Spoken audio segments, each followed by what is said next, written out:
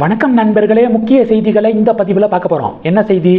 தேர்தல் முடிவுக்கு பிறகு திமுக 36 பேர் கொண்ட ஒரு குழுவை போட்டு எதனால தோத்தோம் அப்படின்னு விசாரிச்சுட்டு இருக்காங்க. நிர்வாகிகள்கிட்ட ஸ்டாலின் பேசுகிறாரு. என்ன பிரச்சனை இருக்கோ ஒளிவு மறைவு இல்லாமல் சொல்லுங்க, கட்சியில் என்ன மாற்றத்தை கொண்டு வரணும், எப்படியெல்லாம் நம்ம மாறணும், எதனால நம்ம சறுக்கணும், எல்லாத்தையும் ஓப்பனாக பேசுங்க, ஏன் மேலே இருக்கக்கூடிய குறைகளையும் நீங்கள் சொல்லுங்க அப்படின்னு ஸ்டாலின் கேட்டுக்கிருக்காரு. ஏன்னா ஆட்சியில் இருக்கும்போது திமுக நிர்வாகிகள் ஸ்டாலின் கிட்ட என்ன சொன்னாங்க தெரியுமா? அவ்வளவு சூப்பரான ஆட்சி தலைவரே, மக்கள்லாம் அவ்வளவு சந்தோஷமாக இருக்காங்க, 200+ டெஃபினட்டாக கன்ஃபார்மு, அந்த 200க்கு மேலே எவ்வளவுன்னு தான் தெரியலை, ஆனால் குறைந்தபட்சம் 200 தொகுதிகளை திமுக ஜெயிக்கும் அப்படின்லாம் சொல்லியிருக்காங்க ஸ்டாலின் கிட்ட. ஸ்டாலின் அதை நம்பி அவரும் போகிற இடமெல்லாம் 200 ஜெயிப்போம் 200 ஜெயிப்போம் அப்படின்னு சொல்லிட்டு பிரச்சாரம் பண்ணி கடைசியில் அவர் போட்டியிட்ட தொகுதியிலேயே தோத்துட்டாரு. இது திமுக. அதிமுகவுடைய நிலைமை என்ன தெரியுமா? ஜேவிசி ஸ்ரீராம் சேஷாத்ரி, பாண்டே, மாரிதாஸ், இவங்கெல்லாம் பார்த்தீங்கன்னா அதிமுக தான் ஜெயிக்கும். அதிமுகவுக்கு மிகப்பெரிய ஒரு சப்போர்ட் இருக்குது மக்கள் மத்தியில், ஆளும் கட்சியாக வரப்போகிறது அதிமுக தான் அப்படின்னு ஜேவிசி ஸ்ரீராம், டெல்லி ராஜகோபாலன் இவங்கெல்லாம் ஒரு பக்கம். இதை இபிஎஸ் நம்பி ஓகே 210 ஜெயிக்க போகுது அதிமுக அப்படின்னு சொல்லிக்கிட்டு இருந்திருக்காரு. 2 பேரும் எதிர்பாராத வகையில் தாவேகா ஆட்சிக்கு வந்துட்டாங்க. இப்போது இந்த தேர்தல் முடிவில் பிஜேபி மிகப்பெரிய சரிவை சந்திச்சிருக்குல்ல. 11.24%இருந்து 3% கீழே குறைஞ்சிருக்கு பிஜேபி. தமிழக பாஜகவில் அதிரடியான மாற்றங்கள் தேவை. அண்ணாமலையை மாநில தலைவராக போடுங்க, நயினார் அவரோட சேர்த்து 4 பேர் இருக்காங்களே அந்த கேங்கு, அவங்கள இம்மிடியட்டாக கட்சியிலேருந்து நீக்குங்க, கட்சி பொறுப்புகள்லேருந்து நீக்குங்க. கவர்னர் பதவி கொடுப்பீங்களோ இல்லை மத்திய அமைச்சராக யாரை வேணால் போடுங்க, ஆனால் தமிழக பாஜகக்குள்ளே இவங்களை மறுபடியும் உள்ளே விட்டுறாதீங்க அப்படின்னு தொண்டர்கள் சொல்லிக்கிருக்காங்க. இவ்வளவு பெரிய மோசமான தோல்விக்கு பிறகும் தமிழக பாஜகவில் இருக்கக்கூடிய ஒரு சில புள்ளிகள் எங்கே மோசமான தோல்வியெல்லாம் கிடையாது, பிஜேபி 2024 விட ஓட்ஷார் கூடியிருக்கு அப்படின்னு நாராயணன் திருப்பதி பதிவு போட்டிருக்காரு. ஊருக்கே தெரியும் 2024 11.24% பாஜக, இப்போது 3% கீழே. பிறகு எப்படி நாராயணன் திருப்பதி 2024 விட கூட ஓட்ஷாரு அப்படின்னு எப்படி சொல்கிறாரு? அவருடைய கணக்கை கேளுங்களேன், விழுந்து விழுந்து சிரிப்பீங்க. என்ன சொல்கிறாருன்னா 2024 23 தொகுதிகளில் பாஜக போட்டியிட்டுச்சான்.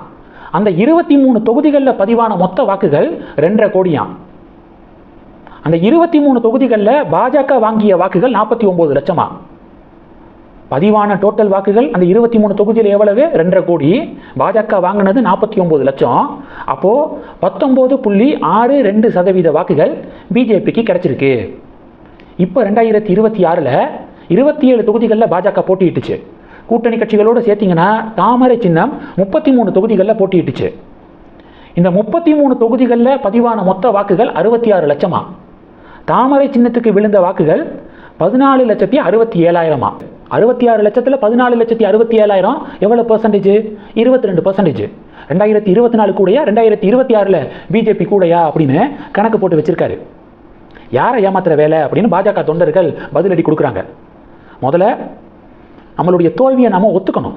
ஒத்துக்கிட்டு எப்படி இதை சரி செய்கிறது அப்படின்னு யோசித்து அண்ணாமலையை மாநில தலைவராக்கி நிர்வாக ரீதியாக பல அதிரடியான மாற்றங்களை நடைமுறைப்படுத்தினா பாஜக டெஃபினட்டாக வளரும்.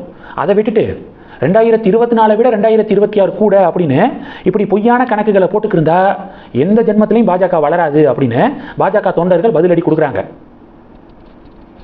மொத்தம் 39 தொகுதிகளையும் பதிவான வாக்குகள் எவ்வளவு, அதில் பிஜேபிக்கு எவ்வளோ வாக்குகள் கிடைச்சிருக்கு அப்படிங்கிறத வச்சு தான் ஓட்டிங் பர்சன்டேஜை கணக்கு பண்ணுவாங்க.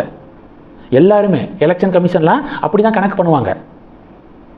இவர் நேக்கா அந்த 33 தொகுதிகளில் எவ்வளவு வாக்குகள், டோட்டல் வாக்குகள், அதில் பிஜேபிக்கு எவ்வளோ வாக்கு கிடைச்சிருக்கு அப்படின்னு கணக்கு போட்டு வச்சிருக்காரு. 234 தொகுதிகளையும் சேர்த்திங்கன்னா 4,87,00,000 வாக்குகள், டோட்டல் வாக்குகள். அதில் வெறும் 14 லட்சம் வாக்குகளை பாஜக வாங்கியிருக்காங்க, தாமரை வாங்கியிருக்கு. அப்போ 4,87,00,000 14 லட்சம் வாக்குகள் பிஜேபிக்கு கிடைச்சிருக்கு. அது 3% கீழே. இதுதான் கணக்கு. இதை ஒத்துக்கிட்டு தோல்விக்கு முதல்ல சரண்டர் ஆகுங்க. சரண்டர் ஆகி தமிழக பாஜகவில் இருக்கக்கூடிய நயினார், முருகன், வானதி, தமிழிசை, நீங்கள் உங்களுடைய கட்சி பொறுப்புகள் எல்லாம் ரிசைன் பண்ணிட்டு போங்க, அண்ணாமலைக்கு வழியை விட்டுட்டு கொஞ்சம் ஒதுங்குங்க, மீதியை அண்ணன் பார்த்துக்குவாரு அப்படின்னு பதிலடி கொடுக்குறாங்க. நயினார் தரப்பு நாராயணன் திருப்பதி இப்போ சொன்னார்ல கணக்கு, இந்த கணக்கை தான் டெல்லி தலைவர்கள்ட்ட சொல்லியிருக்காங்க. விளக்கம் கேட்டாங்களே, இந்த கணக்கை சொல்லியிருக்காங்க. டெல்லி மேலிடம் டென்ஷனில் இருக்காங்களாம். இதெல்லாம் ஒரு கணக்கா அப்படின்னு பயங்கர கடுப்பில் இருக்காங்களாம் டெல்லி தலைவர்கள். இதெல்லாம் தமிழக அரசியலில் பரபரப்பை ஏற்படுத்தியிருக்கு. இந்த செய்திகளை பற்றி உங்களுடைய பார்வைகளை கமெண்ட் பண்ணுங்கள். தொடர்ந்து கணக்கில் இருங்க. அடுத்தடுத்து நிறையா பதிவுகளை பார்க்க போகிறோம். நன்றி. ஜெய் ஹிந்த்.